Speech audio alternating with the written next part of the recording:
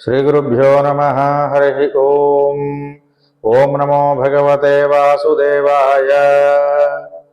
मंदारगंध संयुक्तं चारुहासं चतुर्भुजं बर्हिपिञ्चावचूडांगं कृष्णं वंदे जगद्गुरुं। జగద్గురు అయినటువంటి శ్రీకృష్ణ పరమాత్మ యొక్క పాదపద్మములకు నమస్కరిస్తూ శ్రీ వాసుదేవార్చనం యూట్యూబ్ ఛానల్ని వీక్షిస్తూ ఇందులో విశేషాలు తెలుసుకుంటున్నటువంటి అందరికీ కూడా నమస్సుమాంజలి సమర్పిస్తూ ఉన్నాను. ముందుగా అందరికీ విన్నపం, ఈ వాసుదేవార్చనం యూట్యూబ్ ఛానల్ని ఇంకా ఎవరైనా సబ్స్క్రైబ్ చేసుకున్నటువంటి వాళ్ళు ఉన్నట్లయితే చేసుకోండి. మీ ఇష్టాన్ని తెలియజేస్తూ లైక్ ఇవ్వండి. అలాగే ఈ విషయాలన్నీ కూడా ప్రపంచానికి మనకంటే ఇతరులైనటువంటి వాళ్ళందరికీ తెలియజేయడం కోసం ఈ వీడియోని అందరికీ షేర్ చేయండి. ఇలాంటి మంచి మంచి విశేషాలు ఇంకా మీ అందరికీ తెలియజెప్పే అవకాశం నాకు ఇవ్వడం కోసం నన్ను ప్రోత్సహించవలసిందిగా అందరినీ సవినయంగా ప్రార్థన చేస్తూ, మనం ప్రతిరోజు తెలుసుకుంటూ ఉన్నటువంటి గోదాదేవి యొక్క కీర్తనలైనటువంటి తిరుప్పావై పాసురములలో మనం 9వ పాసురాన్ని గురించి ఈ రోజున తెలుసుకోబోతూ ఉన్నాం. ఇప్పటి వరకు 3 గోపికల్ని నిద్రలేపారు. అలా నిద్రలేపిన తర్వాత ఈ ఆండాళ్ 4వ గోపికను నిద్రలేపబోతూ ఉన్నది 9వ పాసురంలో. ఇలా 9వ పాసురంలో 4వ గోపికను నిద్రలేపడంలో ఒక విశేషం కూడా ఇందులో చెప్పబడుతోంది. అయితే ఈ గోపిక ఇంతకుముందు గోపికల వలె కాకుండా పరమాత్మను పూర్తిగా అనుభవంలోకి తెచ్చుకున్నటువంటిదై తాన దగ్గరనే పరమాత్మ ఉన్నాడనేటువంటి ఒక విశ్వాసంతో హాయిగా నిద్రపోతుందట మణిమయమైనటువంటి భవనంలో. అలాంటి గోపికను ఈ రోజున ఈ ఆండాళ్ తల్లి నిద్రలేపుతూ ఉన్నది. అట్లా మొదటి 4 పాసురాలలో నిద్ర తగదు, నిద్ర లేవమ్మా అని చెప్పి పిలవడం జరుగుతూ ఉంది. వీళ్ళందరూ కూడా మిగతా గోపికలందరినీ నిద్రలేపినప్పుడు నిద్రపోవడం కాదు, మీరందరూ లేవండి, నిద్రపోతే ఎట్లా కుదురుతుంది అని లేపారు. అయితే ఇక్కడ నిద్ర అనేటువంటి పదానికి మనం ఏం చెప్పుకున్నాము? సర్వ వ్యాపారములను విరమించి భగవద్ అనుభవంలో లీనమై ఉండటాన్నే నిద్ర అని మనం చెప్పుకున్నాం కదా. అలాంటి నిద్రలో స్థితప్రజ్ఞావస్థ అనేటువంటిది ఒకటి ఉంటుంది. దాన్నే ఆత్మజ్ఞానము అని కూడా పిలుస్తారు. స్థితప్రజ్ఞము యొక్క అవస్థ లేదా ఆత్మజ్ఞానము అని. అలాంటి ఆత్మజ్ఞానము కలిగినటువంటి వాడికి, భగవన్ నిష్ఠా గరిష్ఠుడైనటువంటి వాడికి కూడా ఈ స్థితప్రజ్ఞ అనేటువంటిది సమానంగానే ఉంటుంది. కాబట్టి సమాధి అవస్థలో, సమాధి అవస్థ అంటే పరమాత్మను గురించి కలిగినటువంటి స్థితప్రజ్ఞావస్థ అని అర్థం. అలాంటి సమాధి అవస్థలో ఉండేటువంటి వైరాగ్యం 4 రకాలైనటువంటి అవస్థలని అభివ్యక్తం చేస్తుంది అని యోగశాస్త్రం మనందరికీ కూడా తెలియజేస్తుంది. కాబట్టి సమాధి యొక్క అవస్థలు 4 రకాలుగా ఉంటాయి. అవేమిటి అంటే, మొట్టమొదటిది యాతనావస్థ లేదా యతమాన అవస్థ అని పిలువబడుతుంది. యతమానావస్థము అనేటువంటిది మొదటిదైతే, రెండవది వ్యతిరేక అవస్థ, ఇక మూడవది ఏకేంద్రియ అవస్థ, 4వది వశీకార అవస్థ. ఈ 4ంటిని కూడా భగవద్గీతలో కృష్ణ భగవానుడు 4 శ్లోకాలలో వివరించి మనకు అందించారు. వాటి గురించి మనం తెలుసుకోవడానికి సులభంగా 4 మాటల్లో ఈ 4 అవస్థల గురించి తెలియజెప్తాను. తాబేలు తనకున్నటువంటి కాళ్ళని ఎలాగైతే దగ్గరికి ముడిచేసుకుని మొత్తాన్ని కూడా తనకు పైన రక్షణగా ఉన్నటువంటి ఒక గట్టిగా ఉండేటువంటి ఆ ప్రాంతం క్రిందికి ఎలాగైతే లాగేసుకొని ముడుచుకుంటూ ఉన్నదో, అట్లాగే ఇంద్రియాలన్నింటినీ కూడా విషయాల నుండి పూర్తిగా మరలించడం. ఇంద్రియాలన్నిటినీ కూడా ఏం చేయాలట? విషయముల నుండి, విషయములంటే వాటికి కలిగేటువంటి ఆసక్తులు అని అర్థం. ఒక్కొక్క ఇంద్రియం ఒక్కొక్క ఆసక్తిని కలిగి, కన్ను ఉందనుకోండి చూడాలనే ఆసక్తిని కలిగి ఉంటుంది, చెవులు ఉంటే వినాలనే ఆసక్తిని కలిగి ఉంటాయి. ఇవన్నీ కూడా ఒక్కొక్కటి ఒక్కొక్క రకమైనటువంటి ఆసక్తిని చూపిస్తూ ఉంటాయి. వాటినే విషయములు అని అంటారు. అలాంటి విషయముల నుండి పూర్తిగా మరల్చాలి, భగవంతుని వైపుకే మరల్చడాన్ని ఏమంటున్నారంటే యతమాన అవస్థ అని అంటున్నారు. అంటే మిగతా విషయములన్నింటినీ వదిలేసి భగవంతుని యందు మాత్రమే మనస్సుని లగ్నం చేసేటువంటి అవస్థని యతనావస్థ, యతమాన అవస్థ అని పిలుస్తారు. ఇక రెండవది ఏంటంటే ఆత్మాతిరిక్తములైనటువంటి విషయాలు, అంటే మనస్సుకి అతిరిక్తంగా ఉండేటువంటివి, మనస్సుకు అందనటువంటి విషయాలు ఏవైతే ఉన్నాయో వాటి యందు ప్రీతి లేకుండా ఉండడం, ఇష్టాన్ని పొందకుండా ఉండటం, అట్లాగే ప్రియ సంయోగాన్ని పొందినప్పుడు అంటే ఇష్టమైనటువంటి దాన్ని మనం పొందినటువంటి సమయంలో సంతోషించడం కానీ, లేదా ప్రియ వియోగంలో అంటే ఇష్టమైన దాన్ని కోల్పోయినప్పుడు దుఃఖాన్ని పొందడం కానీ లేకుండా ఉండడం. అంటే సుఖ దుఃఖాల యొక్క విషయ జ్ఞానం కలిగినప్పుడు దాని వలన సుఖాన్ని కానీ దుఃఖాన్ని కానీ అనుభవించకుండా సమానంగా రెండిటిని చూడగలిగేటువంటి స్థితి, దీన్ని ఏమంటున్నారంటే వ్యతిరేక అవస్థ అని పిలుస్తున్నారు. అంటే సుఖం కలుగుతుందనుకోండి, ఇది ఎన్నాళ్ళు ఉంటుందిలే అనేటువంటి భావం, దుఃఖం కలుగుతుందంటే అనుకోండి ఇది ఎన్నాళ్ళు ఉంటుంది అనేటువంటి భావం, దాని మీద వ్యతిరేకతని పొంది ఉండటం, దాన్ని వ్యతిరేకావస్థ అని పిలుస్తారు. ఇక మూడవది దుఃఖించదగినటువంటి విషయాలు తటస్థించినప్పుడు ఖచ్చితంగా బాధపడాల్సినటువంటి విషయాలు తటస్థపడుతూనే ఉంటాయి మనందరికీ కూడా. అలా దుఃఖం చెందవలసినటువంటి ఒక విషయము మనకి తటస్థించినప్పుడు, ఎదురుపడినప్పుడు మనస్సులో ఎటువంటి ఉద్వేగాన్ని పొందనీయకుండా ఉండాలి, మనస్సులో ఎటువంటి ఉద్వేగానికి లోను కాకుండా ఉండాలి. అలాగే సుఖాన్ని కలిగించేటువంటి విషయంలో అసలు పట్టించుకోకుండా ఉండాలి, స్పృహని కలిగి ఉండకూడదు. ఇదేదో సుఖాన్ని ఇస్తోంది అనే ఒక ఆనందాన్ని ఆ మనస్సు పొందకూడదు. అట్లా అనురాగము, భయము, క్రోధము మొదలైనటువంటి లక్షణాలు ఏవి కూడా లేకుండా భగవద్ విషయాన్ని మాత్రమే, భగవంతునికి సంబంధించినటువంటి విషయాన్ని మాత్రమే మరల మననం చేస్తూ ఉండటం, మరల భగవన్నామాన్ని సంకీర్తన చేస్తూ ఉండడం, దీనిని ఏకేంద్రియ అవస్థ అని పిలుస్తారు. ఇంద్రియములన్నీ కూడా భగవంతుని వైపు మాత్రమే లగ్నమై ఉండడం. అట్లాగే ఏకేంద్రియ అవస్థ తర్వాత చెప్పబడుతున్నటువంటి అవస్థ వశీకార అవస్థ.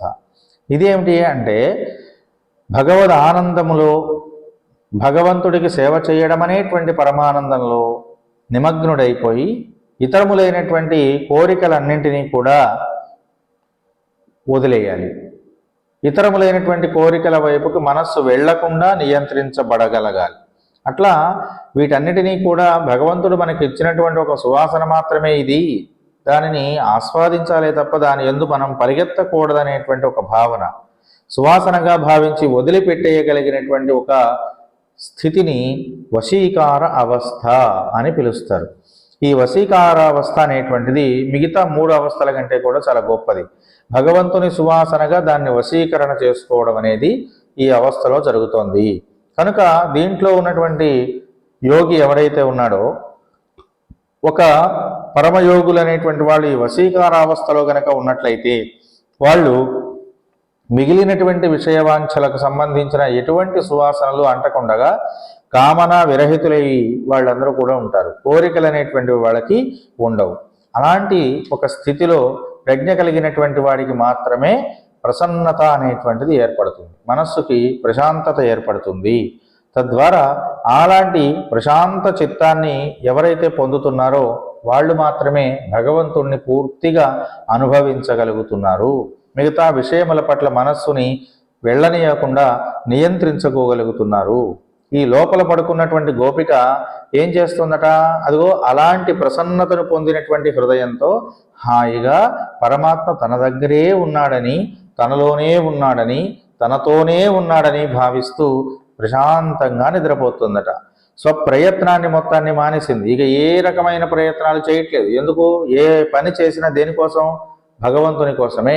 ఆ భగవంతుడే నా దగ్గర ఉన్నప్పుడు ఇక నేను వేరే పని చేయాల్సిన అవసరం ఏముంది అనేటువంటి ఒక భావనతో ఈ గోపిక మిగిలినటువంటి విషయాలన్నీ వదిలేసి హాయిగా నిద్రపోతోందట. అలా నిద్రపోతున్నటువంటి ఆ గోపిక అద్దాల మేడలో నిద్రపోతోందని, రత్నాల మేడలో రత్నముల పొదగబడినటువంటి ప్రకాశమానమైనటువంటి ఒక భవనంలో నిద్రపోతోందని ఆవిడని నిద్రలేపుతున్నారని ఈ 9వ పాసురంలో చెప్పబడుతోంది. అట్లా ఇతర భోగాలు ఎన్ని ఉన్నా సరే వాటిని వదిలిపెట్టేసి మణులు మాణిక్యాలు మొదలైన భవనం అంటే అది ఎంతో వైభవంతో తొలగేటువంటి భవనం.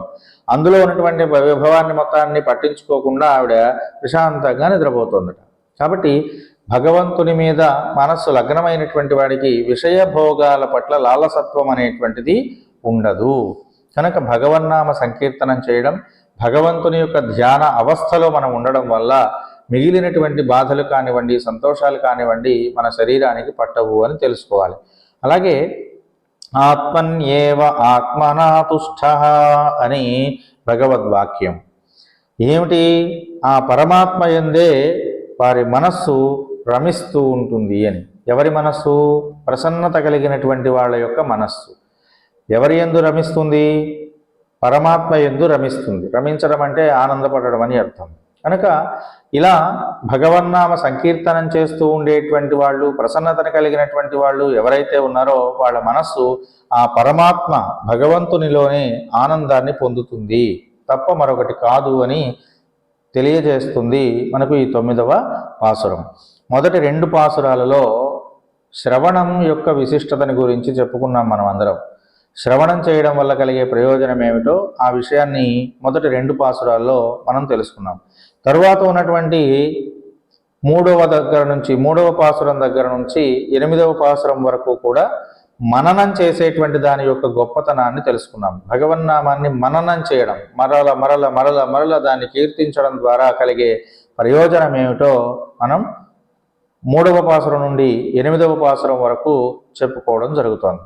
ఇక ఈ పాసురం అంటే 9వ పాసురం నుండి 10, 11, 12వ పాసురం వరకు ధ్యాన అవస్థ యొక్క గొప్పతనాన్ని, భగవద్ ధ్యానం వల్ల కలిగేటువంటి ప్రయోజనాలు ఏమిటి అనేటువంటి విశేషాలన్నిటి కూడా వివరించబడుతున్నాయి.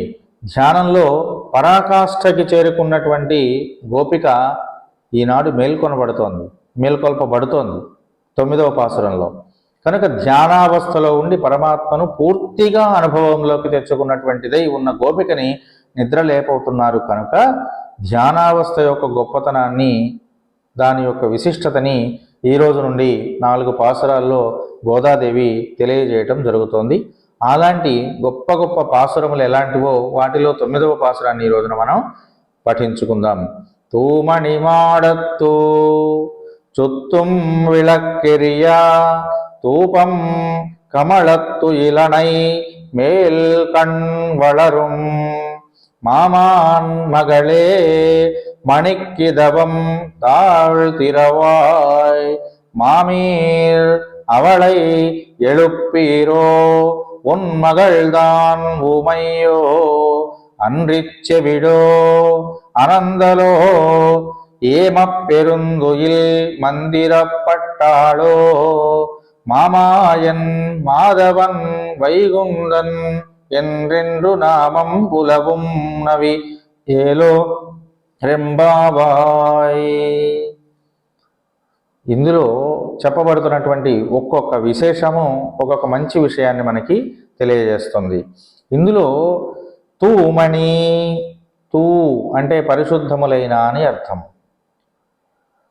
ఇక్కడ శుద్ధత్వానికి నిర్మలత్వానికి కూడా తేడా తెలుసుకోవాల్సిన అవసరం ఈ పాసురంలో మనకి ఏర్పడుతోంది. తూమణి అంటున్నారు. పరిశుద్ధములైనటువంటి మణుల చేత నిర్మించబడినటువంటి మాడత్తు భవనం లోపల, కుత్తుం శుత్తుం విళక్కు ఎరియన్ దీపములన్నీ ప్రకాశిస్తూ ఉండగా. ఎలాంటి భవనం లోపల? మణుల చేత నిర్మించబడినటువంటి భవనము లోపల దీపముల చేత ప్రకాశిస్తూ ఉండంగా అంటున్నారు. ఇందులో తూ మణిమాడత్తు అనేటువంటి ఒక పదం తీసుకున్నట్లయితే ఆ భవనం అంతా కూడా ఎలా ఉందట? బాగా చక్కనైనటువంటి ప్రకాశమానమైనటువంటి మణుల చేత పొదగబడి ఉన్నదట. అలాంటి మేడలో ఈ గోపిక నిద్రపోతోంది, ప్రశాంతంగా నిద్రిస్తోంది. అటువంటి ఆ గోపిక దగ్గరికి వీళ్ళు వెళ్ళారు. ఈ మేడ మొత్తము కూడా స్వచ్ఛమైనటువంటి మణులతో పొదగబడింది అని చెప్పడంలో మణులు, రత్నములు నవవిధ రత్నములు అని మనం చెప్పుకుంటున్నాం కదా, వీటిని నవరత్నాలు అని అంటున్నాం మనం. అట్లాంటి రత్నములతో నిర్మించబడింది అని భవనాన్ని గురించి ప్రకాశిస్తున్నారు వీళ్ళు, దాన్ని గురించి కీర్తిస్తున్నారు. ఆ భవనాన్ని పండుకున్నటువంటి తీరుని చెప్పుకుని ఆ గోదాదేవి ప్రశాంతంగా పడుకుంది భవనంలో. అలా పడుకున్నటువంటి విధానాన్ని గురించి వీళ్ళందరూ కూడా ఆనందిస్తున్నారట. అదేంటంటే ఆవిడ పడుకుంటే భవనం లోపల పడుకుంటే వీళ్ళు ఆనందించడం అంటే, ఆ గోపిక భగవంతుణ్ణి ఎలాగైతే ఆనంద పరవశత్వంతో అనుభవిస్తూ ఉన్నదో దాన్ని చూసి వీళ్ళందరూ కూడా ఆనందపడుతున్నట్ట. భాగవతుడిని చూసి ఆనందపడినటువంటి మనస్సుకి కూడా భగవత్ కటాక్షం లభిస్తుంది అని చెప్పడానికి ఈ మాట ఇందులో చెప్పబడుతోంది. అట్లాగే మనం అందరం కూడా భగవంతుడిని ధ్యానం చేయలేకపోయినా, ఒక్క భక్తుడు ఎవరైనా సరే తన మనస్సులో భగవంతుణ్ణి అనుభవించి ఆనందిస్తూ ఉన్నటువంటి తీరును చూసినా, అతనితో మనం కలిసి నడిచిన ఆ భాగవతుని యొక్క స్పర్శ చేత మనకు భగవత్ శక్తి కలుగుతుంది, భగవంతుని అనుగ్రహం కలుగుతుంది అని మనకు ఈ వాక్యం తెలియజేస్తుంది. అంతేకాకుండా శుద్ధత అనేటువంటి దానికి, నిర్మలత అనేటువంటి దానికి ఒక పరమార్థాన్ని ఇందులో చెప్పబడుతుంది ఈ పాసురం ద్వారా. దోషం ఒకప్పుడు ఉండి అది లేకుండా పోతే దాన్ని నిర్మలత్వము అని అంటారండి. అంటే ఒక వస్తువుకి కొన్నాళ్ళు దోషం ఉండి ఆ దోషం తొలగిపోయిన తర్వాత ఆ వస్తువుని నిర్మలమైన వస్తువు అని పిలుస్తారు. మన మనస్సంతా కూడా అంతే, అలాంటిదే. ఎలాంటిది? అనేక రకాలైన విషయ వ్యామోహములలో పడిపోయి తనలో ఉన్నటువంటి నైర్మల్యాన్ని పోగొట్టుకుంటుంది. కాబట్టి ఆ మనస్సు అనేక రకాల విషయ భోగముల పట్ల ఎప్పుడైతే లీనమైపోతూ ఉన్నదో అక్కడ మనస్సు ఏమవుతుంది? మలినమవుతుంది. కనుక ఈ మాలిన్యం కొంతకాలం ఉండి భగవన్నామ సంకీర్తన చేయడం, భాగవత సేవ చేయడం ఇలాంటి వాటి వల్ల ఆ దోషాన్ని పోగొట్టుకుంటుంది. కనుక మనస్సు నిర్మలమైనది అని చెప్పబడుతోంది. మానవ జీవన విధానము నిర్మలముగా ఉంటుంది భగవత్ సేవ చేయడం ద్వారా అని చెప్పబడుతుంది. కానీ ఇక్కడ మణులు శుద్ధములైనవి అని చెప్పబడుతోంది. శుద్ధములైన మణులతో భవనం నిర్మించబడింది అని కదా. శుద్ధత అంటే ఏమిటి?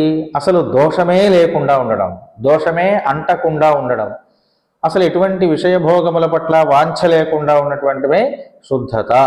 భగవంతుడికి అలాంటి వాంఛలు అనేటువంటివి ఏవి ఉండవు. కనుక భగవత్ స్వరూపములు మణులు అని చెప్పబడుతున్నాయి. అందుకనే నవరత్నములను ధరించడం ద్వారా అనేక రకాల ప్రయోజనాలు కలుగుతాయి అని మనకు జ్యోతిష్ శాస్త్రం మొదలైనటువంటి శాస్త్రాలు కూడా చెప్పబడుతున్నాయి. కాబట్టి రత్నం అంటే శుద్ధమైనది, పరమాత్మ యొక్క స్వరూపమది అనేటువంటి ఒక భావన.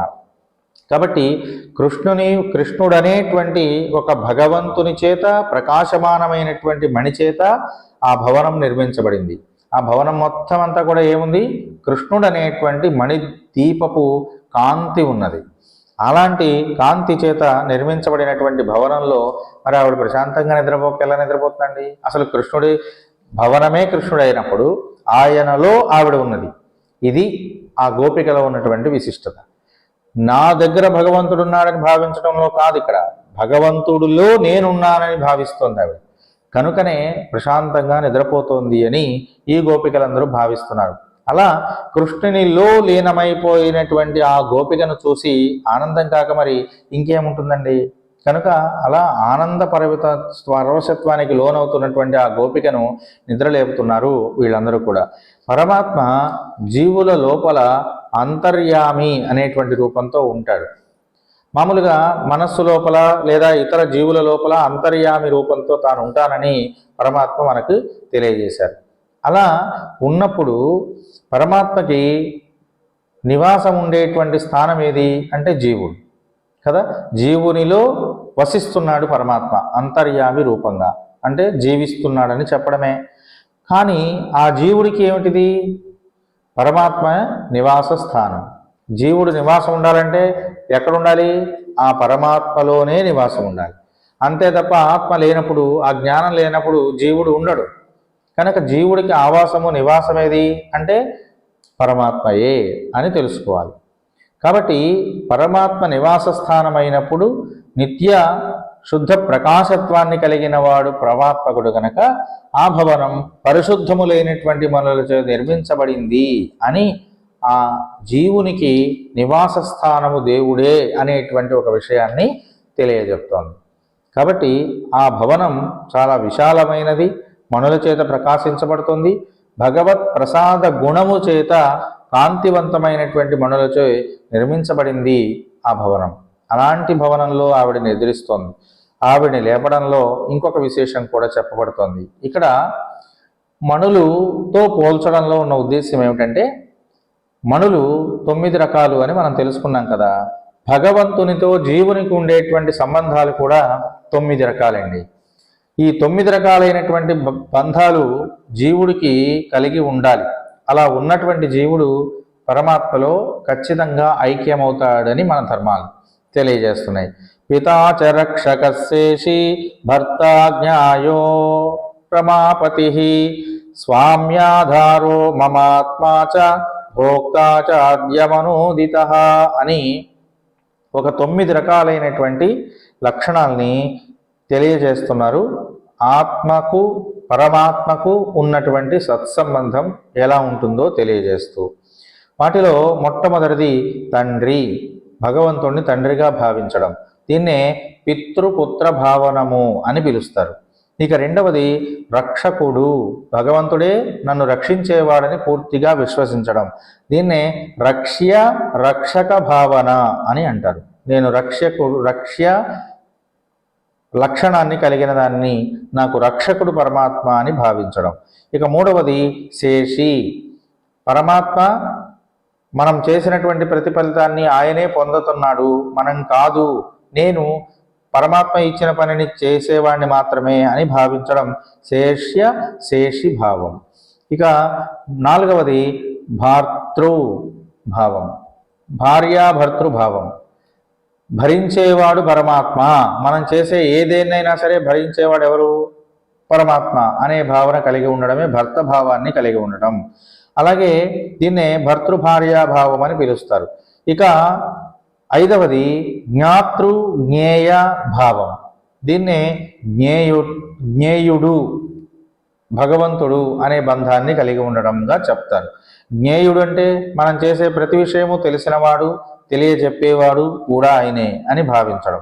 ఇక తర్వాతది స్వస్వామి భావం, నాకు స్వామి ఆయన అనే భావన, నాకు నాయకుడు ఆయన అని భావన, నాకు ప్రభువు పరమాత్మ అనేటువంటి భావన కలిగి ఉండటం. దీన్నే స్వామిత్వం అని పిలుస్తారు. ఇక ఏడవ భావన ఏమిటంటే ఆధార ఆధేయ భావం, ఆధారమైన వాడు నాకు పరమాత్మయే అని భావించడం. ఇక ఎనిమిదవ భావం ఏమిటంటే శరీర ఆత్మ భావం. దీన్నే ఆత్మ బంధం అని పిలుస్తారు. పరమాత్మ ఆత్మ, నేను జీవుణ్ణి, నాకు ఆత్మ పరమాత్మయే అని భావించడం. ఆ పరమాత్మకు నేను శరీరం, నేను ఒక దేహము, నేను ఒక భవనం మాత్రమే అని భావించడమే ఆత్మతత్వం. ఇక తొమ్మిదవది భోగ్య భావం. నేను చేసే ప్రతి పనికి భోక్త భగవంతుడే, భోగ్య వస్తువుని మాత్రమే నేను పరమాత్మ కోసము నియోగించబడిన దాన్ని అని భావించడం. ఇట్లాంటి 9 రకాలైనటువంటి భావములను మానవుడు కలిగి ఉన్నప్పుడే పరమాత్మ యొక్క సాక్షాత్కారం లభిస్తుంది అని తెలుసుకోవాలి. లోకంలో ఏ ఉపాధి అయినా సరే ఎవరి వలన లభిస్తుందో వారిని తండ్రి అని మనం పిలుస్తున్నాం. పిల్లలందరికీ తండ్రిని ఎవరిని అంటున్నాం? ఆయన వల్లే కదా పిల్లలందరూ కూడా సుఖంగా ఉంటున్నారు. కనుక తండ్రిగా భావించడం అంటే ప్రతి దానికి ఉపాధి అనేటువంటిది ఎవరి వలన లభిస్తోందో వాళ్ళను తండ్రి అని పిలుస్తున్నాం. కానీ వాస్తవంగా మనం విచారించి చూస్తే ఇక్కడ అహం బీజ ప్రదపితాహ అని కృష్ణుడు చెప్పుకున్నాడు. నేనే జీవుడను, బీజమును, శరీరము అనే క్షేత్రంలో నిలిచినటువంటి తండ్రి నిజము అని పరమాత్మ సర్వజీవకోటికి తండ్రి అనేటువంటి భావాన్ని కలిగి ఉండటమే పితృపుత్ర భావన అని చెప్పబడుతోంది. కనుక జీవులకు అందరికీ కూడా తండ్రి పరమాత్మయే అని భావించాలి. ఇక రెండవది రక్షక భావనం. రక్షక భావనం అంటే ఏమిటంటే లోకంలో శరీరానికి ఆపద కలిగినప్పుడు కాపాడువాటువంటి వాళ్ళని రక్షకుళ్ళు అని పిలుస్తాం. అలాంటి శారీరక రక్షణమే కాకుండా ఆత్మ సంసార సముద్రంలో మునిగిపోతున్నప్పుడు రక్షించేటువంటి వాడు పరమాత్మ. మృత్యు సంసార సాగరాత్ ఉద్ధరామి అని కృష్ణ భగవానుడు చెప్పుకున్నాడు. కాబట్టి మృత్యువులో కానీ సంసార సాగరంలో పడి కొట్టుమిట్టాడుతున్నటువంటి వాడిని రక్షించేవాడిని నేను అని. కాబట్టి పరమాత్మ నన్ను రక్షిస్తాడనేటువంటి విశ్వాసాన్ని కలిగి ఉండటం రెండవ బంధం. ఇక మూడవది, చేతనమైనటువంటి జీవులన్నీ కూడా అచేతనమైనటువంటి ఈ శరీరంలో ఉండి అనేక రకాల వ్యాపారములను చేస్తున్నాయి. అంతే తప్ప ఇవన్నీ నేను చేసేవి కాదు, పరమాత్మ నా చేత చేయిస్తున్నవి అనే భావం. ఈ చేసిన ఫలితం మాత్రం పరమాత్మదే కానీ నాది కాదు, నేను మిగిలిపోయినటువంటి శరీరాన్ని మాత్రమే అని భావించడం శేషశేషి భావం. ఇక తర్వాతది భార్యాభర్తృభావాన్ని కలిగి ఉండటం. లోకంలో స్త్రీ పురుష సంబంధం మనందరికీ తెలుసు. భార్యాభర్త అంటే స్త్రీలు పురుషులని, కానీ ఇక్కడ భర్త అంటే భరించేవాడు అని, భార్య అంటే భరించదగినది అని. కనుక లోకమంతా కూడా పరమాత్మ చేత భరించబడుతోంది కనుక ఆయన భర్త అవుతున్నాడు. నాకు ప్రభు అయిన వాడు, భర్త అయినటువంటి వాడు, నన్ను భరించేటువంటి వాడు పరమాత్ముడనే భావన కలిగి ఉండటం. ఇక జ్ఞాతృ జ్ఞేయ భావం. లోకంలో మనం ఎన్ని రకాలైనటువంటి విషయాలను తెలుసుకున్నాము, ఆ తెలుసుకున్నటువంటి విషయాలన్నీ కూడా అనేక విధాలుగా ఉన్నాయి, ఒకదానికొకదానికి సంబంధం లేదు అని అనుకుంటున్నాం. కానీ అన్ని పదార్థములు కూడా బయట ప్రకృతిలో ఒక రకంగా కనిపిస్తున్నాయి, కానీ జీవుడిలో ఉన్నటువంటి అంతర్యామి స్వరూపంగా ఉన్నటువంటి పరమాత్మకు ఇవన్నీ భేదములు కాదు, అన్నీ సమమైనవి అనేటువంటి ఒక భావం. జ్ఞేయ భావం అంటే ఆ జ్ఞానాన్ని తెలుసుకోవడం. ఆత్మయే సర్వ విధములైన పనులకు కారకము, దాని వలననే ఇవన్నీ భిన్న భిన్నములుగా మనకు కనిపిస్తున్నాయని తెలుసుకోవడమే ఆత్మజ్ఞానం. ఇక తర్వాతది స్వస్వామి భావన. జీవులందరూ కూడా పరమాత్మకు సంబంధించిన వాళ్ళే కాబట్టి నా స్వామి ఆయనే, నాకు ప్రభు ఆయనే అనేటువంటి ఒక భావాన్ని కలిగి ఉండటం. తర్వాత సర్వ జగత్తు మొత్తానికి కూడా భగవంతుడే ఆధారమైన వాడిని నమ్మటం. మత్సాని సర్వభూతాని అని కృష్ణ పరమాత్మ. కాబట్టి అన్ని రకములైన చరాచర జగత్తు మొత్తానికి ఆధారమైనటువంటి వాడిని నేనేనని ఆయన చెప్పుకున్నాడు. కాబట్టి భగవంతుడే ఆధారమైన వాడిని నమ్మడం. ఇక ఆత్మ పరమాత్మకు శరీరముగా నియమించబడింది, అంతే తప్ప మరొకటి కాదు.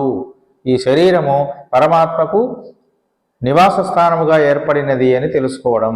ఇక తర్వాత అది భోక్తృభోగ్య భావం. లోకంలో అన్ని ఉన్న విషయాల్ని నేను అనుభవిస్తున్నాను అని జీవుడు అనుభవిస్తూ ఉంటాడు, కానీ అనుభవించేవాడెవరు? భోక్త. ఆ అనుభవించేటువంటి వాడు ఎవరంటే ఆ ఫలితాలన్నింటినీ కూడా తీసుకునేవాడు ఆయనే దేవుడు, భగవానుడు అని తెలుసుకోవాలి. అహం హి సర్వయజ్ఞానం భోక్తాచ ప్రభురేవచ అని. సర్వయజ్ఞములకు భోక్తను ప్రభువును నేనే అని భగవద్గీతలో కృష్ణుడు చెప్పుకున్నాడు. కనుక అన్ని రకములైనటువంటి కార్యక్రమాలకి, అన్ని రకములైనటువంటి వాటికి కూడా భోక్త ఆయనే, ఫలితములన్నింటినీ కూడా అనుభవించేటువంటి వాడు కూడా పరమాత్మయే అనేటువంటి భావన కలిగి ఉండటం. అలాంటి 9 రకములైనటువంటి మణుల చేత, బంధముల చేత నిర్మించబడినటువంటి భవనమటది. కనుక 9 రకాలైనటువంటి భేదాలు కలిగిన రత్నములదు పొదగబడిన భవనం అని దీని గురించి చెప్తున్నారండి. కాబట్టి ఈ 9 రకాలైనటువంటి భావములు ఆవిడకున్నాయి కనుక ఎక్కడ కూడా మరొక చింతన ఆవిడికి లేదు, భగవంతుడే అనేటువంటి భావన. కాబట్టి 9 రకములైన మణుల చేత నిర్మితమైనటువంటి భవనముగా దాన్ని భావిస్తున్నారు గోపికలందరూ కూడా. ఆవిడ పరమాత్మలో లీనమైపోయినటువంటి స్థితిని ఊహిస్తున్నారు. అలా శుత్తుం విళక్కెరియా అని మరలా ఏం చెప్తున్నారు? చుట్టూత చుక్కుం, చుట్టూరా అని అర్థం. దీపాలన్నీ కూడా ప్రకాశిస్తున్నాయట. మణుదీపాలు ఉన్నాయి కదా, మరి దీపాలు ఎందుకు అంటే మణిదీపములన్నీ కూడా శాస్త్ర దీపములకు గుర్తులైతే ఈ దీపములు అనేటువంటివి జ్ఞాన దీపములు. ఆవిడ పరమాత్మను తెలుసుకున్నటువంటి ఆ జ్ఞానపు దీపములు ఆ గది మొత్తము కూడా ప్రకాశిస్తున్నాయట. దీపముల వెలుగులో ఆవిడ భగవంతుని గురించి తెలుసుకున్నది అని వీళ్ళు సూచిస్తున్నారు. ధూపం కమళ, అంతేకాదు ధూపపు వాసన కూడా వ్యాపిస్తూ ఉన్నదట. ధూపపు వాసన వ్యాపిస్తోంది కానీ అక్కడ పొగలు లేవు, సువాసన మాత్రమే ఉన్నది. ఆ సువాసన ఎక్కడి నుండి వచ్చింది? భగవంతునితో ఆవిడ అనుభవాన్ని పొందుతున్నటువంటి యొక్క స్థితి, భగవంతునితో ఆవిడ మాధురి భావాన్ని పొందుతున్నటువంటి స్థితిని సువాసనాభరితమైనటువంటిదిగా వీళ్ళు ఊహిస్తున్నారు. జ్ఞానము దీపం లాంటిది, అనుష్ఠానం అనేటువంటిది సుగంధము వంటిది అని పెద్దలు చెప్తున్నారు. కాబట్టి దీపంతో పోల్చడంలో జ్ఞానం ఉన్నది అని, సువాసన వెదజల్లుతున్నది అని చెప్పడంలో అనుష్ఠానము జరుగుతున్నదని వీళ్ళు సూచిస్తున్నారు. కాబట్టి ఈ రెండు ఉండేటువంటి వాళ్ళు ఎవరైతే ఉన్నారో, జ్ఞానము అలాగే అనుష్ఠానం, రెండు విషయాల చేత భగవంతుడు మనకు వశమవుతున్నాడు అని తెలుసుకోవాలి. అలా వశీకారావస్థ అనేటువంటిది కావడానికి కారణమేది? జ్ఞానము, అనుష్ఠానము. ఈ రెండు కలిగినటువంటి స్థితినే ధ్యానము అని పిలుస్తున్నారు. ఈ ధ్యానావస్థలో ఆవిడ ఉన్నది కనుక మిగిలినటువంటి విషయములన్నీ వదిలేసింది. కాబట్టి ఆవిడ ధ్యానావస్థ, వశీకారావస్థలో ఉన్నటువంటిది కనుక దానిని నిద్ర నుండి మేల్కొలపాలి అని వీళ్ళు ప్రయత్నం చేస్తున్నారు. వెనక్కి తిరిగి భగవద్ ఇతర విషయాల పట్ల విరక్తి కలిగి ఆవిడ భగవంతునిలో మాత్రమే నిమగ్నమై ఉంటుంది. ఇదే భగవద్గీతలో కూడా చెప్పబడుతున్న విషయం. ప్రజహాతి యదా కామాన్ అనేటువంటి ఒక శ్లోకంలో ఎవరైతే నన్ను తెలుసుకుంటున్నారో, ఎవరైతే నన్ను ధ్యానిస్తున్నారో వాళ్ళందరికీ కూడా విషయవాంఛల పట్ల ఆసక్తి ఉండదు అని చెప్పబడింది. కాబట్టి ఈవిడ పరమాత్మను తెలుసుకున్నది, కృష్ణుని గురించి పూర్తిగా అనుభవాన్ని పొందింది కనుకనే ఆవిడ మిగతా విషయాలు మర్చిపోయింది. అలాంటి గోపికను నిద్రలేపడం వలన భగవంతునితో తొందరగా మనకి కూడా సమాగమం కలుగుతుంది అని ఈ గోపికలందరూ భావిస్తున్నారు. తుహిలనైమేల్ కన్వలరుం, నిద్రని పైగా మంచిగా నిద్ర పట్టేటువంటి పక్క మీద నిద్రపోతుంది. మంచిగా నిద్ర పట్టాలంటే ఎలా పడుతుంది అంటే ఏదో దూది పరుపులో, గాలి పరుపులో లేదా నీటి పరుపులో అయితే నిద్ర పడుతుందని భావించడం కాదు ఇక్కడ కావాల్సింది. భగవత్ సేవ చేయాలి అనేటువంటి పరిస్థితిలో బాగా నిద్రపోతుంది అంటే అర్థం ఏమిటి అంటే ఎవరి కోసం తాను తపిస్తున్నదో వాళ్ళు దగ్గర ఉన్నప్పుడు ఆదమరచి నిద్రపోవడం జరుగుతుంది కదా. భగవంతుడు తనతోనే శయ్య పైన ఉన్నాడని భావించడం వలన ఆ గోపికట నిద్ర లేవకుండా నిద్రపోతుంది. కనుక అలాంటి గోపికను నిద్రలేపడం వలన పరమాత్మను పూర్తిగా మనం వశం చేసుకోవడానికి అవకాశం ఉంటుంది అని భావిస్తున్నారు వీళ్ళందరూ. తుయిలనైమేల్ కన్వళరుం, కాబట్టి అలా మంచిగా నిద్ర పట్టేటువంటి శయ్య పైన ఆవిడ నిద్రపోతూ ఉన్నది కనుక ఆవిడని లేపాలి అనుకున్నారు. మామ అమ్మగళే, మామ కూతురా, ఓ అత్త కూతురా అని ఆవిడ్ని పిలుస్తున్నారు. అత్త కూతురా లేవమ్మా. ఇక్కడ అత్త, మామ, బావ ఇట్లాంటి పిలుపులు మనం ఎప్పుడు పిలుస్తామండి? వాళ్ళని ప్రసన్నం చేసుకోవాలంటే పిలుస్తాం. ఆ అమ్మాయి ఎంతసేపటికి లేవట్లేదు, కృష్ణుడితో ఆనందాన్ని అనుభవిస్తూ అలాగే పడుకుండిపోయింది. కనుక వీళ్ళందరూ ఏమంటున్నారు? మామ కూతురా, అత్త కూతురా, లేచిరా అని పిలవడంలో ఉద్దేశం ఏమిటంటే ఆవిడతో వరుస కలిపేస్తున్నారు. వరుస కలిపితే ఏమవుతుంది? అక్కడ ఉన్నటువంటి అత్తో మామో ఏమమ్మా నిన్ను పిలుస్తున్నారు వెళ్ళు అని గబాలను వాడు కూడా చెప్పేందుకు అవకాశం ఉంటుంది. కాబట్టి వీళ్ళు పక్కన ఉన్నటువంటి ఆ అత్తను మేలుకొలుపుతున్నారు. మా మన్మగళే, అత్త కూతురా లేచిరా అని పిలవడంలో ఇక్కడ ఏం జరుగుతుంది? జ్ఞాన సంబంధాన్ని కలిగిస్తున్నారు ఆవిడతోటి. కాబట్టి ఆ అత్తగారు ఏం చేయాలి? ఇప్పుడు వాళ్ళందరూ దాని నుంచి పిలుస్తున్నారు, అమ్మాయి నీకు వినపడట్లేదా, లేచి వెళ్ళు అని ఆవిడ చెప్తే ఆ అమ్మాయి లేస్తుందేమో అన్న ఆశ. మణికదవం తాళ్తిరవాయ్,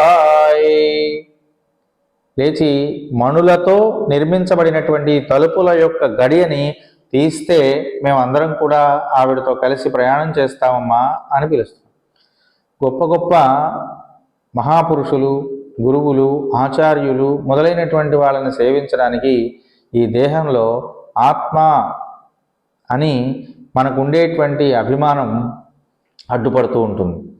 నేను, నాది అనేటువంటి రెండు తలుపుల్ని అహంకారం అనేటువంటిది గడిగా ఉండి బంధిస్తుందట విడిపోకుండా. కాబట్టి ఆ అహంకారాన్ని ఛేదించి ఆ నిద్రపోతున్నటువంటి గోపికను బయటికి పంపించవమ్మా అని ఆ అత్తగారిని ప్రార్థిస్తున్నారు ఈ గోపికలందరూ కూడా. భగవత్ సౌందర్యము, భగవద్భక్తి అనేటువంటివి మహాపురుషుల్ని సేవించడానికి అడ్డుగా ఉన్నటువంటి రెండు తలుపులుగా ఇక్కడ భావిస్తున్నారు. ఏమిటి ఆ రెండు తలుపులు? భగవద్భక్తి మరియు భగవత్ సౌందర్యం. ఆవిడేం చేస్తుంది? లోపల భగవత్ సౌందర్యాన్ని ఆస్వాదిస్తుంది, భగవద్భక్తితో ధ్యానం చేస్తుంది. కాబట్టి ఆ రెండు తలుపులను ఛేదించి ఆవిడను మాకు ప్రసన్నుణ్ణి చెయ్యి అని వీళ్ళు పిలుస్తున్నారు. కాబట్టి అలాంటి భగవత్ సౌందర్యాన్ని మేము కూడా అనుభవించాలని అనుకుంటున్నామమ్మా. నువ్వు తలుపు తీస్తే కదా నిన్ను మేమందరం సేవించుకునేది. కాబట్టి నీ సేవా భాగ్యాన్ని మాకు కలిగించవలసింది అని వీళ్ళు ప్రార్థిస్తున్నారు. ఎందుకని అంటే మానవ సేవయే మాధవ సేవ అని కదా చెప్పబడుతోంది. మానవులు అంటే ఎవరిక్కడంటే భగవద్భక్తిని కలిగినటువంటి వాళ్ళు భాగవతులు అని అర్థం. అలాంటి భాగవత లక్షణం ఎవరికి ఉంది? ఇప్పుడు నిద్రపోతున్న గోపికకు ఉంది. కనుక నువ్వు లేచి రావమ్మా అని, లేపి పంపించవమ్మా అని పిలుస్తున్నారు. మామీర్ అవళై ఎళుప్పీరో. ఆవిడికి అర్థమైందో లేదోనని ఆవిడికే చెప్పేస్తున్నారు. అత్త, ఆవిడ నిద్రలేపవమ్మా, నువ్వన్నా చెప్పమ్మా అంటున్నారు. కాబట్టి ఆవిడ నిద్ర లేపమని ఇంకొక ఆవిడని పురమాయిస్తున్నారు. అత్త అని ఎందుకు అంటున్నారంటే వాళ్ళ మీద మమకారం కలిగితే త్వరగా లేపుతుందనేటువంటి ఒక భావనతో. కాబట్టి ఆ అత్తగారికి ఆ గోపికని నిద్ర లేపి పంపించమని వీళ్ళు ప్రార్థన చేస్తున్నారు. ఉన్మగల్దాన్ ఉమయ్యో, నీ కూతురు ఏమన్నా మోగదా ఏంటి అని అడుగుతున్నారు. ఎందుకు? ఆవిడ కోపం రావాలి. ఏమే, ఎన్నిసార్లు పిలవాలి నిన్ను? వాళ్ళు పిలుస్తున్నారు, వినపడట్లేదా? ఏం మాట్లాడవేమిటి అని ఆవిడ కోపం వస్తే గబాల లేపుతుంది. అందుకని ఆవిడ కోపం వచ్చేలాగా కూడా మాట్లాడుతున్నారు. నీ కూతురు ఏమన్నా మోగదా? ఉన్మగల్దాన్ ఉమయ్యో, ఏమన్నా మోగబోయిందా? ఆ మాటలు రావట్లేదా? ఎన్నిసార్లు పిలుస్తున్నా ఆవిడేం పలకట్లేదేమిటి అని అనుమానాన్ని వ్యక్తీకరిస్తూ ఆవిడ కోపం వచ్చేలాగా మాట్లాడుతున్నారు. అంతటితో ఊరుకున్నారా? ఊరుకోలా. అన్రిచ్చెవుడో, మూగత కాదు, చెవుడు కూడా ఉన్నట్టుంది. మేము ఇంతగా పెద్దగా పిలుస్తున్నా సరే ఆవిడేం వినిపించుకోవట్లేదు అన్నట్లుగా మాట్లాడుతున్నారు. ఆనందలో, అంతేకాదు కృష్ణుడితో రమించడం వలన, ఆ కృష్ణునితో పొందినటువంటి అనుభవాన్ని ఆస్వాదించడం వలన ఒకవేళ బడలెక్కగా ఉండి నిద్రపోతుందా? బద్ధకంగా ఉన్నటువంటిదా? నీ కూతురికి ఇంత బద్ధకం ఏంటమ్మా అని ఆవిడికి చెప్తున్నారు. ఏమప్పెరుందు ఇల్ మందిర పట్టాడో. ఎవరైనా సరే ఏమకేమన్నా ఏమప్పెరుందుయిల్, కావలి కాస్తున్నారా? ఎవరైనా కాపలా కాస్తున్నారా నిద్రలేచి బయటికి రాకుండా ఉండడానికి? ఎందుకు అలా లేవట్లేదు అంటే కృష్ణుడి కౌగిలిలో ఉన్నటువంటి ఆవిడ నేను కృష్ణుడి కౌగిలిలో ఉన్నానని భావిస్తుంది. ఆ కృష్ణుడి కౌగిలి ఎలా ఉంటుందట? బంధనములా ఉంటుందట. కనుక దాంట్లో నుంచి బయటికి రాలేకపోతుందా అని సూచనప్రాయంగా మాట్లాడుతున్నారు వీళ్ళందరూ. లేకపోతే గాఢ నిద్ర పట్టేటట్లుగా ఎవరన్నా మంత్రం పెట్టారా? ఆ కృష్ణుడు ఏమైనా ఆవిడని బంధించేసి మంత్రం పెట్టేసి అలా ఆపేస్తున్నాడా? ఒకవేళ మాకు కూడా అలాంటి మంచి యోగ్యతని కలిగించేందుకు నీ కూతుర్ని ఒక్కసారి నిద్రలేపవమ్మా. ఇతరులకు తెలియకుండా, ఆడపిల్లల్ని బెదిరించి మాట్లాడకుండా, లేవకుండా, ఎవ్వరు పిలిచినా పలకకుండా, తన కౌగిట్లో అదిమి పెట్టి వారు మాట్లాడకుండా ఉండాలి అనేటువంటి భావన కలిగిన వాడు కృష్ణుడే. కనుక ఆ కృష్ణుడు ఏమైనా నీ కూతుర్ని అడ్డగించి మాట్లాడకుండా బయటికి రాకుండా ఆపుతున్నాడా అన్నట్లుగా మాట్లాడుతున్నారు. అంతేకాకుండా ఆ కృష్ణుడి యొక్క కీర్తన చేయాలమ్మా మీరందరూ. ఇలా పిలుస్తుంటే అమ్మాయి పలకట్లేదు కదా, అందుకని మీరందరూ కూడా ఆవిడ దేని గురించి అయితే ఆలోచిస్తుందో ఆ భగవంతుడిని మీరు పిలవండి. అప్పుడు ఒకవేళ ఆవిడ దగ్గర నుంచి ఆయన వెళ్ళిపోతాడేమో అని లేస్తుందేమో అన్నది ఆవిడ. కనుక వీళ్ళందరూ ఏం చేస్తున్నారట? మాయాయన్, ఓ మాయావి అని పిలుస్తున్నారు. మాయలు చేసేవాడు. మాయ అంటే భగవంతుడు కావాలని చేసేటువంటి పనులను మాయలు అంటారు. కాబట్టి అలాంటి మాయలు చేసేటువంటి ఓ కృష్ణ భగవానుడా అని కృష్ణుణ్ణి కీర్తిస్తున్నారు. మాధవన్, లక్ష్మీదేవిని హృదయమునందు కలిగినటువంటి వాడా. ఇప్పుడు ఇక్కడ ఈ గోపిక అనేటువంటి లక్ష్మితో ఆనందాన్ని భూతిని పొందుతున్నటువంటి వాడా అని చెప్పకుండానే చెప్తున్నారు. లక్ష్మీప్రదుడైనటువంటి వాడా.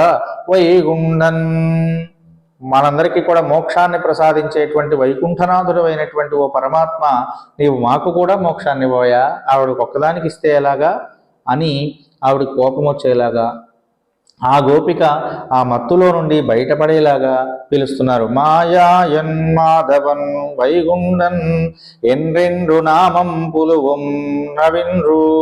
ఇలాంటి పేర్లన్నిటితో కూడా వైకుంఠవాస, మాయావి, మాధవ అనేటువంటి పేర్లతోటి కళ్యాణ గుణములను కీర్తిస్తూ వీళ్ళందరూ కూడా పరమాత్మను ప్రార్థన చేస్తున్నారు. కనుక అట్లా మాయా స్వరూపుడమైనటువంటి పరమాత్మ నీవు మమ్మల్ని కాపాడవయ్యా అని పిలుస్తున్నారు. అలాంటి ఒక చక్కనైనటువంటి పిలుపులను విన్నప్పుడైనా సరే ఒకవేళ కృష్ణుడు నా నుండి ఎక్కడ దూరమైపోతాడోనని వేగిరపడి ఆ గోపిక లేచి వస్తుందని వీళ్ళ ఆశ. అలాంటి ఆశతోటి వీళ్ళందరూ కూడా గోపికని నిద్రలేపుతున్నారు. కనుక ఈ పాసురం ద్వారా మనం తెలుసుకోవాల్సినటువంటి విశేషం ఏమిటి అంటే, గోపికలందరూ కూడా భగవత్ సాన్నిహిత్యాన్ని పొందినటువంటి మరొక గోపికతో సంబంధాన్ని నెలకొల్పుకుని తద్వారా పరమాత్మ యొక్క జ్ఞానాన్ని పొందాలి అని అనుకుంటున్నారు.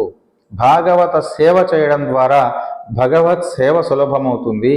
భాగవతుల ప్రసన్నత ద్వారా భగవత్ ప్రసన్నత సులభమవుతుంది అనేటువంటి ఒక మంచి సూక్తిని ఈ పాసురం మనందరికీ కూడా తెలియజేస్తుంది. కనుక అందరూ కూడా భాగవత సేవ చేయండి, భగవద్ ఆరాధన చేసేటువంటి వాళ్ళని కీర్తించండి, భగవద్ ఆరాధన చేసేటువంటి వాళ్ళతో కలిసి నడవండి, పరమాత్మ యొక్క అనుగ్రహం అందరికీ లభిస్తుంది అనేటువంటి విషయాన్ని ఈ పాసురం ద్వారా మనం తెలుసుకుంటూ ఈ గోపిక నిద్రలేచి వారితో సమాయత్తమై పరమాత్మ యొక్క అనుగ్రహాన్ని వాళ్ళందరికీ కూడా అందించేందుకు గాను సమాయత్తమవుతూ ఉన్నది అని తెలియజేస్తూ ఈ పూటకి ఈ విషయాన్ని ఎంతటితో ముగిస్తున్నాను.